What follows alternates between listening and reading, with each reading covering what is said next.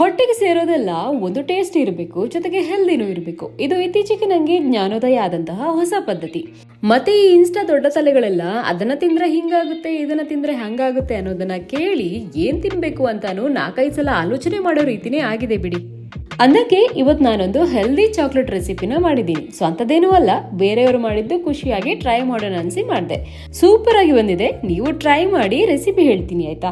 Healthy chocolate fudge. ಇದಕ್ಕೆ ಜಾಸ್ತಿ ಏನಿಲ್ಲ, ಕೇವಲ 5 ಇಂಗ್ರೀಡಿಯೆಂಟ್ಸ್ ಸಾಕು.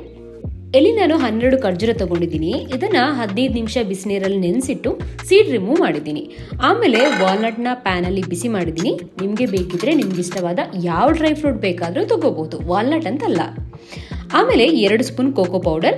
ನಾನಿಲ್ಲಿ ಹರ್ಷೀಸ್ ಕೋಕೋವಾ 100% ನ್ಯಾಚುರಲ್ ಅನ್ಸ್ವೀಟನರ್ ತಗೊಂಡಿದ್ದೀನಿ. ಇದಕ್ಕೆ ಸ್ವಲ್ಪ ಮಿಲ್ಕ್ ಸೇರಿಸಿ ಬ್ಲೆಂಡರ್ ಅಲ್ಲಿ ಬ್ಲೆಂಡ್ ಮಾಡಿ ಗ್ಲಾಸ್ ಬೌಲ್ಗೆ ಹಾಕಿಡೋಣ.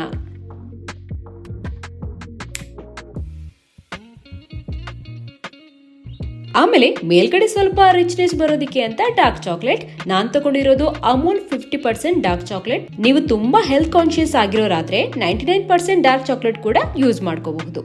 ಡಾರ್ಕ್ ಚಾಕ್ಲೇಟ್ ನ ಮೆಲ್ಟ್ ಮಾಡಿ ಬ್ಲೆಂಡ್ ಮಾಡಿರೋದಕ್ಕೆ ಮೇಲ್ಗಡೆ ಇದನ್ನ ಸೇರಿಸಬೇಕು.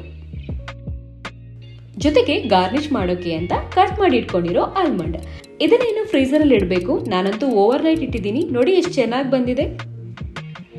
ಈಗ ನೋಡಿ ರೆಡಿ ಆಯ್ತು. ತುಂಬಾನೇ ಈಸಿ ಆಗಿರೋ, ಟೇಸ್ಟಿ ಆಗಿರೋ ಹೆಲ್ದಿ ಚಾಕ್ಲೇಟ್ ಫಡ್ಸ್. ಚಾಕ್ಲೇಟ್ ಕ್ರೇವಿಂಗ್ಸ್ ಜಾಸ್ತಿ ಇರೋರು ಒಂದ್ಸಲ ಇದನ್ನ ಟ್ರೈ ಮಾಡಿ ನೋಡಿ ಆಯ್ತಾ. ಧನ್ಯವಾದ ಎಲ್ರಿಗೂ.